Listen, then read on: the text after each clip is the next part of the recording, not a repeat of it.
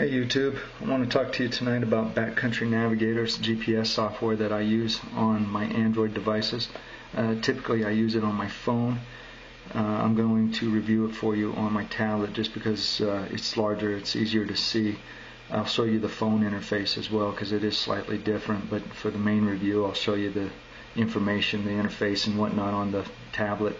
So the app is called BackCountry Navigator. It's about the best application there is for the Android operating system.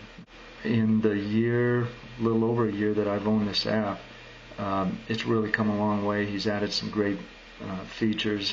It's been a constant work in progress, and the guy has supported it very well. In my opinion, for Android OS, this is the way to go. It's made by Critter Map Software. I've got a tablet that has GPS functionality, which I think they all do, but anyways, it'll run on that, but I use it on my phone. So let's get into the interface here. So this is a map of the area east of Phoenix where I do a lot of hiking and spending a lot of my time and stuff.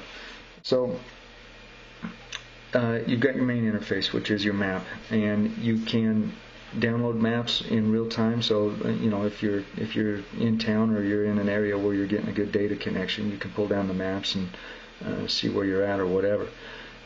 But the main reason I love this application and the main reason I use it is because I have the ability to download map tiles of an area I'm going to be in for offline usage, which has its obvious benefits when you're out in the bush.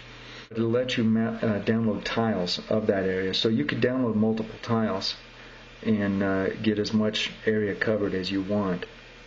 Basically, however much space you have on your phone or your device, that's how much you can download. So let's go over the interface a little bit here. I've got kind of a ghetto setup here, so just bear with me. So you've got a search function that, it's pretty obvious. Search the area that you want and pull down that map. You've got a GPS icon there, the second one over from the left. That's for centering the map on your current position and stuff. So when you're out in the field, you can hit that and it'll center on your location, put a little GPS icon for where you're at, and it'll track with you. So as you turn, it'll turn, whatever. You've got a little map icon here for choosing your map source and for doing your downloads. I'll go over that in just a moment. And then you've got this little icon of 4 squares here. So these are the 4 main interfaces that you can choose from. You've got your maps. Let's see if I can get that in a little better. You've got your map, compass view, a list view for when you're recording tracks and you're in trip mode, and then stats for the current stats of where you're at.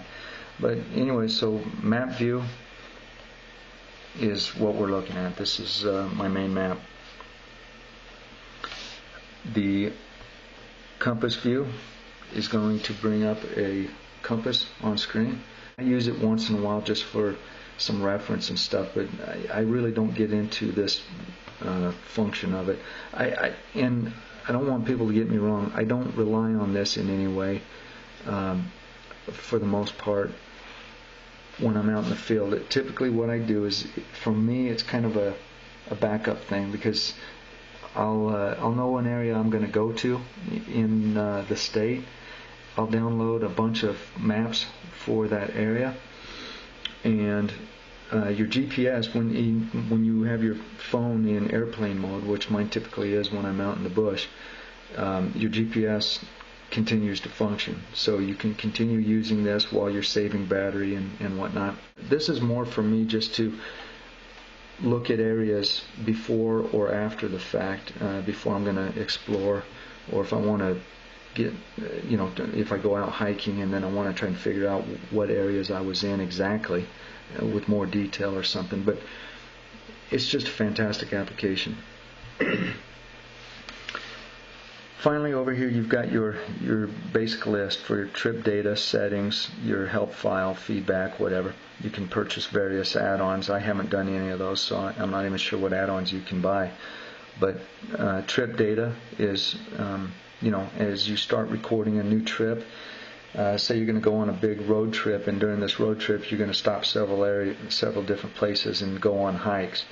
The whole road trip would be a trip that you start, and then you can record tracks during that trip, and those tracks are those various hikes that you go on, and then on the hikes you can record waypoints of the various hikes.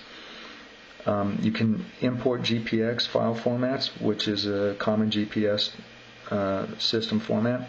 You can export as GPX for importing into your other GPS systems. Very functional software. Okay, so let's go over a quick discussion of selecting downloads. So I want to select an area for download. I come up here, I say select areas for download. Gives me my little download toolbar here, and you can see that first icon is a green box. The green box means I'm in select mode. In any area where I draw a box, that's going to be my area selected for download. So I can just put my finger on here, draw a box, and that box is the area I'm going to download. Now, on my tablet, this is real nice because I've got a big screen. I can draw a big box and get a large area for download. On a phone, this isn't so easy because you've got a much smaller screen. But that's okay. He's taking care of that. So all you have to do is select an area, hit the select icon so that it now turns, it's just an outline of a green box. And now at this point, I can move my map to another position. I can select to download again, or to select, I'm sorry. And I can just select more areas. So you can do however much you want. And you can see I left a little space in between. I would have overlapped those typically. Otherwise, when I'm out in the field, I'd have that area in the middle that would not have been downloaded. It's only going to download exactly what you drew out in your box. So anyways, you can select your various areas, and then you go to your download icon, and it's going to ask you, what map source do you want it to come from. You've got the USA Topo Maps, NASA Landsat, all these various formats. New Zealand topographic maps, my topo is in there. There's a whole bunch of sources, and that wasn't all the sources. I'll cover more in a moment. But anyways, so then you select your zoom level. To what level do I want to be able to zoom on my map tile once I go out there? The highest is 15, and I always leave it for that. So it's going to make your downloads larger, so that you can zoom in a lot. But then you say begin download, and I've downloaded that already a couple times, so I'm not going to download it again. But you just hit begin download, and then based on your data connection, whether you're on Wi-Fi or you've got a good 3G connection or LTE, whatever, it downloads very quickly. Even on 3G, it downloads the map pretty quick, and they're not very large files at all. But then after you've downloaded it, you're done with this area. You just hit your little X, and it takes you out of that select for download mode.